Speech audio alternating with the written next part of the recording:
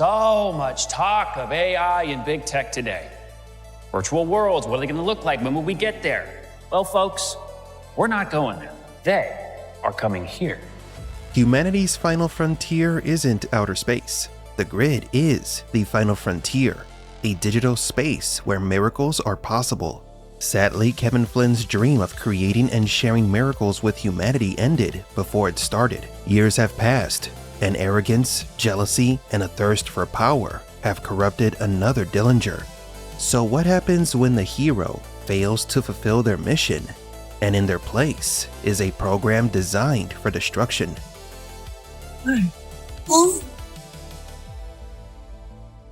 I'm a gloomy geek, and in this video we will be talking about Tron ARES, its story, its secrets, and the true meaning behind the permanence code, which no one has mentioned or has noticed. Spoilers for Tron ARES ahead. Where is Sam, Flynn, and Quorra, and why is ARES looking for them? What will Julian Dillinger do now that he is trapped in the grid?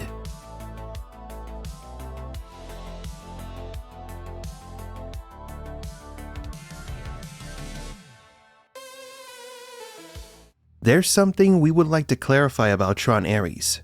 Is this movie connected to Tron Legacy? Yes. Simple answer. The critics who attended the pre-screenings seem to have seen a different cut of the film, because to us, Tron ARES, while it doesn't immediately continue after the events of Legacy, it doesn't retcon the sequel out of existence either. We were concerned about going to watch the film, because those critics made it sound like ARES ignores the established narrative completely. But it doesn't.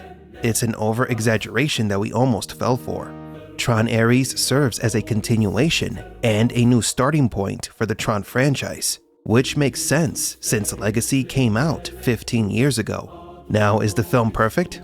Not at all, but Tron ARES contributes more to the Tron universe than many realize. So let's dive deeper into the plot and ignore the hyperbolic opinions. Tron ARES takes place several years after Tron Legacy, and there is a heated competition between tech megacorporations.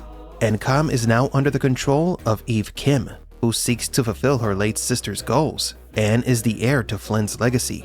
On the other hand, we have Dillinger Systems, Encom's new competitor, that is run by Julian Dillinger, the grandson of Edward Dillinger, the classic Tron antagonist. Like a good Dillinger, his ambition will lead him to cross all ethical, moral, and legal lines, hacking into Encom, kidnapping the leader of his competitor, and even putting his own mother and the entire world at risk. Julian, like his grandfather, is a computer genius, and this has allowed him to deceive his investors, as Julian's technological innovation has a fatal flaw he dares not to admit. You're hacking Encom? It's just a peek over the garden wall. No one will notice. Dillinger is the main antagonist of Tron ARES, who created ARES, the new master control program. So what happened to Sam, Flynn, and Quorra? Why aren't they the ones in charge of Encom? The Tron Legacy Blu-ray features several special featurettes and clips that show what happened after Legacy. One of them does confirm that Sam does indeed assume the position of president of Encom. Sam, do you have any statements for the press today?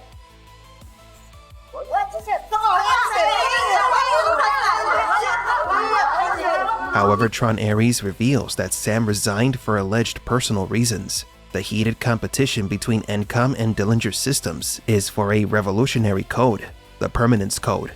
What is this code, and how does it connect to Sam and Quorra's disappearance?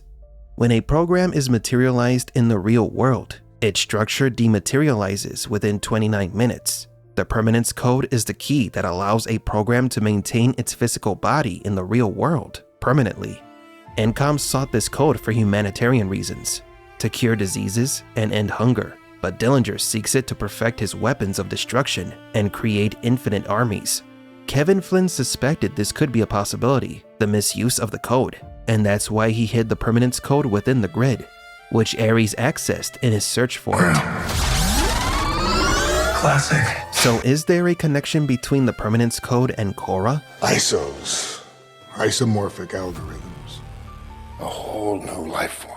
The biggest clue to a possible connection is ARES' color change after obtaining the code. His armor color changes from red to white, the color used to identify the ISOs and users. The code transformed ARES into something more, a program with user qualities. Now, why did Sam resign? If the permanence code could be used for military purposes, then Sam might have been pressured to militarize the technology, and he refused to do so. Another possibility is that Sam was conducting experiments of his own with Quorra's help, but now that the code is in ARES, there is a risk it could fall into the wrong hands. And if that happens, then Sam and Quorra might have to come out of hiding. Will ARES find Sam and Quorra? More than likely, since he did manage to procure the coordinates to Quorra's supposed location. He is very resourceful. And what about Julian Dillinger? After the chaos he wrought, he escaped into the grid.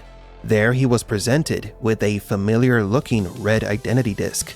Upon taking the disk, he appears to be transforming into an old nemesis, Sark.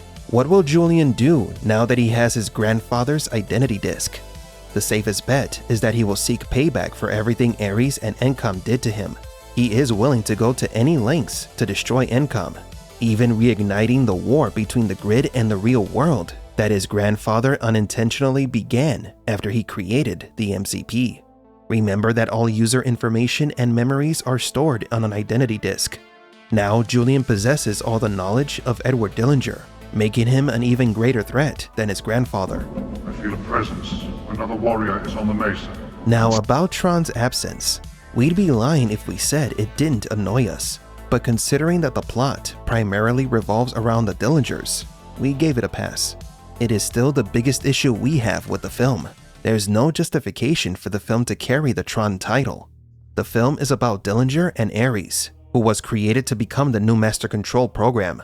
The film does expand the Tron universe, only without the character from whom the film got its namesake.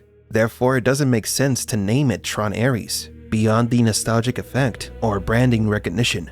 If the film had been titled simply ARES, it could have avoided some criticism from the people who didn't like or understood the film.